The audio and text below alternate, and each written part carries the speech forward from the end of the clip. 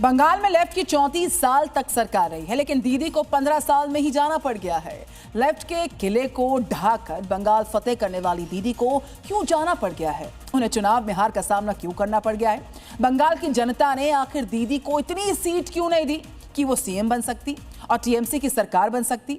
बंगाल में बीजेपी की बम्पर जीत और दीदी की हार के पीछे के 8 फैक्टर्स क्या हैं जिसने दीदी को बंगाल में हरा ही दिया? देखिए रिपोर्ट।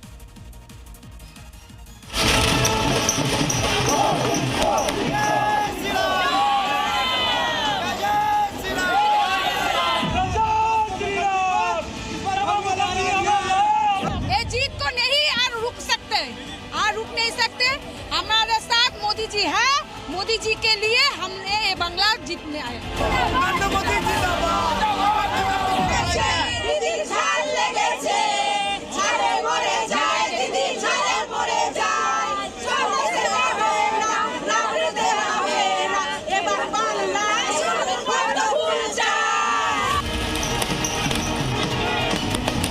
बंगाल में इस जश्न को देखकर आप समझ गए होंगे बीजेपी की जीत का फैक्टर क्या रहा होगा। मोदी और अमित शाह की जोड़ी ने दीदी के उस किले को ढहा दिया जिसे बंगाल में अपराजित समझा जाता था।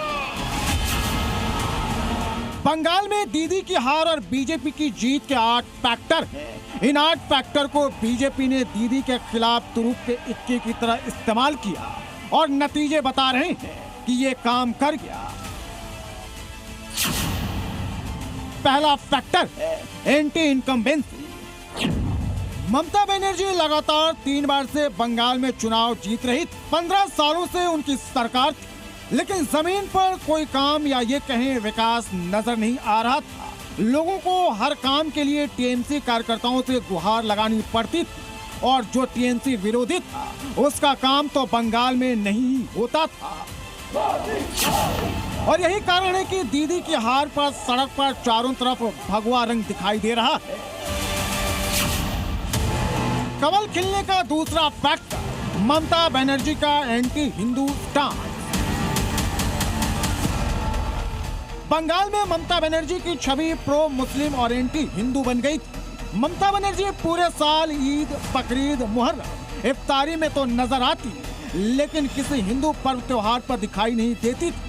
लेकिन चुनाव आते ही ममता बनर्जी मंदिरों का दौरा करने लगती। इससे हिंदुओं को मैसेज गया कि बंगाल में हिंदू का रक्षक, हिंदुओं की बात करने वाली सिर्फ एक ही पार्टी है, वो बीजेपी।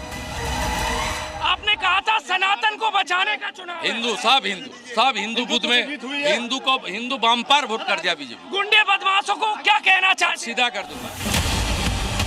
जय श्री राम के नारे से नफरत, रामनवमी पर हिंदुओं को जुलूस निकालने से रोकना, हिंदुओं पर जानलेवा हमला करना, दुर्गा पूजा के दौरान मूर्तियों को तोड़ना, पंडाल में तोड़फोड़ करना, हिंदुओं को ममता से दूर ले गया। और तो और जब जाबो काबा गाना टीएमसी का चुनावी कैंपेन का गाना बन गया तो हिंदू पूरी तरह से बीजेपी के पक्ष में चले गए।